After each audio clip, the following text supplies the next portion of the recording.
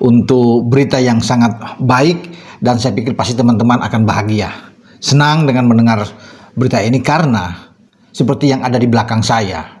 Ini pasti teman-teman tahu siapa dia. Ole Romeni, ya, yang sebelum-sebelumnya kan saya terus memberitakan dia, bagaimana pemulihan dia, keinginan, ambisi dari Ole Romeni untuk bermain di tim nasional di putaran keempat pra Piala Dunia zona Asia di grup B melawan Arab Saudi dan Irak, dan itu terwujud, teman-teman. Patrick Kluivert sebagai pelatih kepala sudah mengumumkan Garuda calling 28 pemain.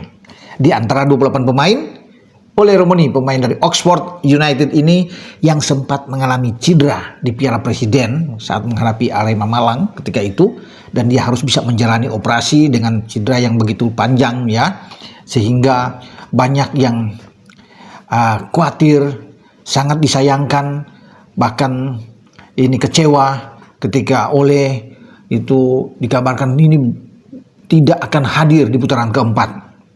Padahal kita butuh pemain depan di lini serang kita yang seakan-akan mandul, ya.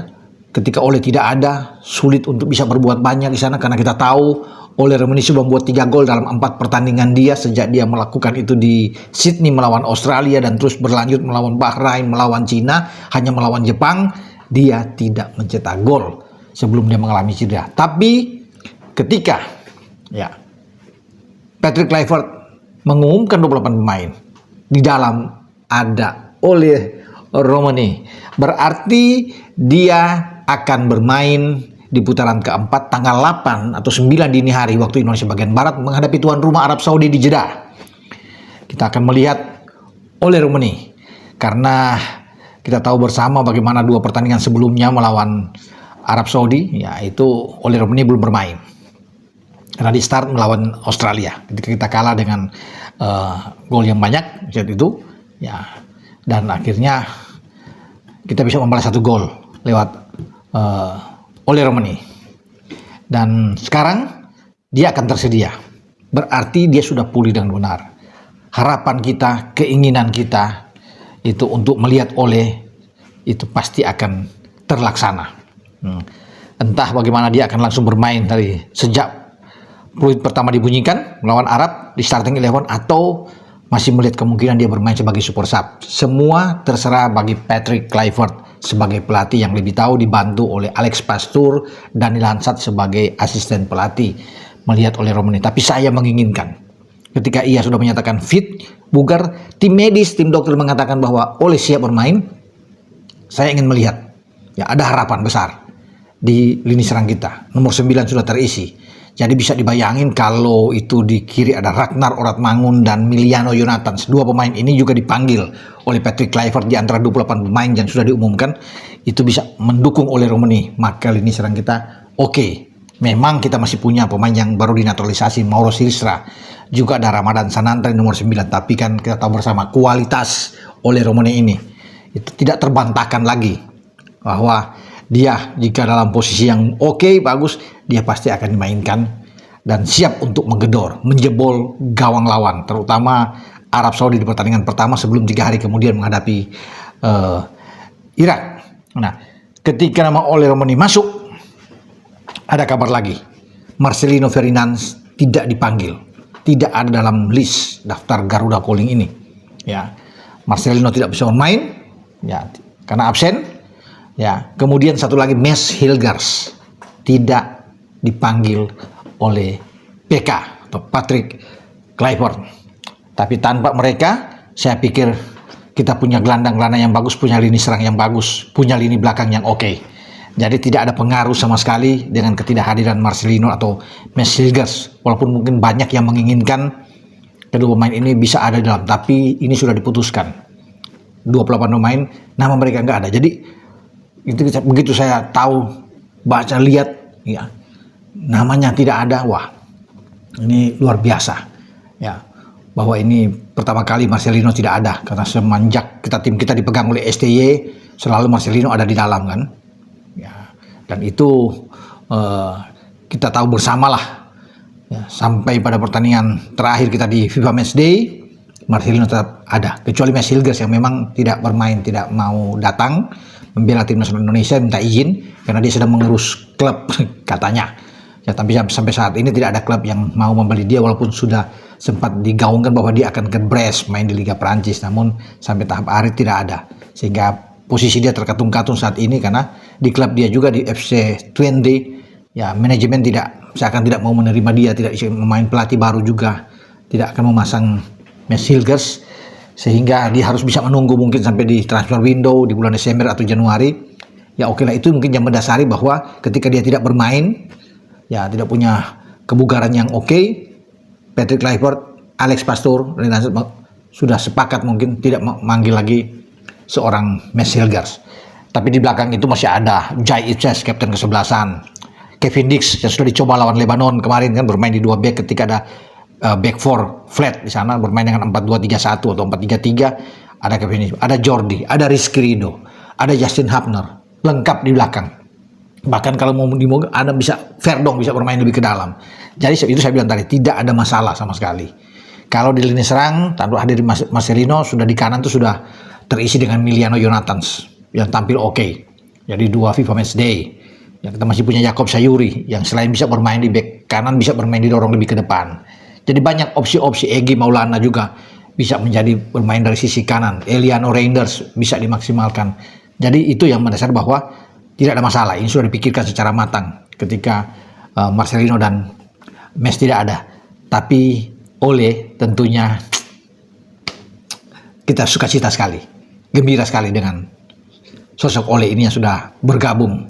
Maka kita berharap penuh ya dengan kehadiran Ole ini akan menumbuhkan rasa harapan kita ya bahwa kita bisa berbuat yang terbaik di 2 pertandingan putaran keempat pra Piala Dunia zona Asia. Kalau dari 28 nama itu, selain saya bilang tadi Marcelino dan Mads tidak dipanggil, juga Nadeo Argaminata juga tidak dipanggil. Pemain Borneo ini ya tidak ada karena cuma dipilih 3 kiper, tidak membawa 4, 3 saja. 3 itu Martin Paz. Nah, Martin Paz sudah sembuh teman-teman. Kemarin kan dia cedera tuh. Nah, lama juga dia melewati 6 pertandingan di MLS Liga Sepak Bola Amerika bersama dengan klub dia Dallas. Tapi kemudian dia sudah menyatakan, sekarang sudah ketika dihubungi apa semua, dia sudah menyatakan bahwa dia siap, sehingga dia ada dalam daftar kiper penjaga gawang dipanggil. Jadi ada Martin Paz, ada Emil Audero, dan 1 Hernando Ari dari Persebaya Surabaya. Karena kita tahu selain seorang Martin Paz di Dallas, Emil di Cremonese, dan Nando yang ada di Liga Super bersama dengan Persebaya Surabaya. Nah, selain 3 kiper, di belakang itu bahkan ada 11 pemain. Ya, ini sudah termasuk dengan bek kanan, bek kiri, kemudian bek tengah itu sudah campur jadi 11. Di gelandang itu ada 6. Kemudian di lini serang itu total ada 8. Jadi total semuanya 28 pemain yang dipanggil ya. Saya bacakan kepada teman-teman nama-nama yang dipanggil itu. Kiper saya sudah bilang tadi kan, Martin Paz, Emil Audero, dan Nando. Kemudian di belakang itu ada Jai Itzes, ada Rizky Ridho, ada Justin Hubner, ada Jordi Amat. Kemudian ada Eliano Reinders, ya masuk juga di belakang. Ada Sain Patinama, ada Sandy Walsh, ada Kevin Dix, dan juga ada Calvin Verdong, Dean James, dan satu lagi Yance Sayuri. Itu yang di belakang, ya, karena mereka akan dibagi posisi mereka yang saya bilang tadi kan, ada di flank, main di agak di full back, itu mereka yang ada di back tengah, ya. Kemudian di gelandang ada 6, Ricky Kambuaya, ada Mark Klok, ya, kemudian ada Nathan Choaon, ada Beckham Putra. Kemudian ada Joe Pelupesi dan Tom Haye. Ya, itu pemain-pemain yang ada di tengah. Cuma 6 ya. Walaupun ada beberapa juga yang bisa dimaksimalkan untuk bermain di tengah, tapi ini 6 yang saya sebut tadi kan. Dengan Kambuaya, Nathan Cho, Tom Haye, Joe Pelupesi, Beckham, dan juga dengan Mark Klok teman-teman. Nah sekarang di depan itu ada Ole Romani ya, kemudian ada Mauro Silstra, ada Egy Maulana, ada Stefano Lillipali, ada Ragnar Oratmangun, kemudian kita tunggu dengan Emiliano Jonathans dan Ramadan Sananta. Itu ada 8 ya. Jadi di 3 di nomor 9 itu dimainkan depan, selain Ole ada Mauro dan Ramadan Sananta. Itu yang ada Emiliano bermain agak kanan, Ragnar lebih ke kiri ya, akan bermain di sana. Egy juga ada di kanan, dan Stefano bisa bermain dari kiri juga, di samping dengan Jakob Sayuri ya, yang ada bermain di posisi lini serang. Jadi itu teman-teman Ya, nama-nama pemain, ya kita berdoa bersama yang terbaik untuk skuad Garuda kita. Semoga mereka sampai menyelesaikan seluruh pertandingan di awal Oktober, karena ada yang masih bermain di antara tanggal 5 tanggal 6 itu. Semoga baik-baik saja semua, bugar dan siap untuk bertarung melawan Arab dan Irak. Ya, itulah tadi teman-teman ya, ulasan dari Bung Ropan tentang Garuda Calling, timnas Indonesia yang memanggil 28 pemain terbaik timnas Indonesia yang akan tampil di round 4 menghadapi Arab Saudi dan Irak ya teman-teman. Dan lebih bersyukur lagi karena Ole Romeni ada di dalamnya, dalam artian Ole Romeni bisa jadi ya kemungkinan besar akan bisa bermain, karena pastinya sudah ada izin dari dokter ya untuk kelancaran dari proses penyembuhan dari Ole Romeni itu sendiri.